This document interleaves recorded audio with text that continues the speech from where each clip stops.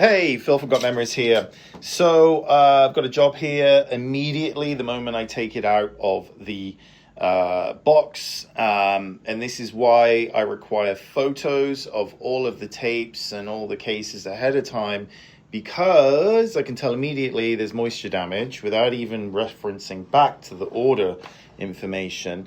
But look, this is a sign of moisture where the ink has run. This right here is a sign of moisture where there was labeling, in, and it's got wet and the tape's been taken out and part of the print has just peeled off onto the plastic.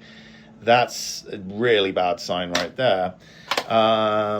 And yeah, so those are telltale signs of moisture damage. Now watch this. Here we go. Here's a wedding tape from 1991. So we're talking 34 years, and voila. There is mold right there. So this has been stored in humid garage, damp basement. Who knows where it's been? And look at this. This is also a sign of moisture damage. You can just tell by the cardboard's gotten wet. Yeah, I mean, when cardboard or paper gets wet, what it happens to and hopefully, let's see here, 1 second, if this can even come out. Oh, an unraveling here. So yeah. So as suspected, every single time I see any of this stuff in the photos that people must submit to me before I even give the time of day for a quote, because this is extremely common. This tape is 34 years old. No, the wedding one's 34. This is a graduation, so this could be even before the wedding. So this could be from the 80s. So, 40 years old potentially, but look at the state of that. The tape binder is, the bottom layer of the tape is the tape binder, a synthetic material that attracts moisture. And this is where problems arise, especially if it got wet. You can even get these mold spores where they have been kept in, relatively stable conditions, but they're attracting moisture regardless. What happens? This could be sticky tape syndrome. I haven't even attempted to clean these yet. I've got to open them up, and then they could be sticking. The back and the front of the tape could be sticking and splitting. The fact that I can see some space there tells me that potentially this could have sticky shed syndrome. Yeah, I don't know. You just don't know until you run it, and then you've got to clean it, and then you've got to maybe unstick it by hand. Very, very slow, painstaking, tedious process. Then, once you've cleaned it, then you've got to sit there and monitor this to make sure it all transfers with clear picture and audio from start to finish. And as I say in all my videos, if you're sending off videotapes or transferring them yourself, so you send them to a company, you got to remove these record tabs, because this is happening again and again. People are sending off their videotapes to companies and they're telling them it's blank or there's just snow on the digital file, and they have recorded over the tape.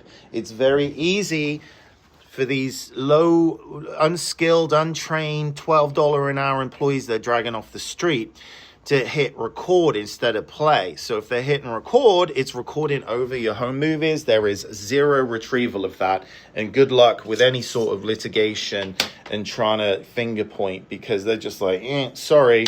So this is down to you to do this. And these record tabs here need to be in the save area as well. So when you get these out,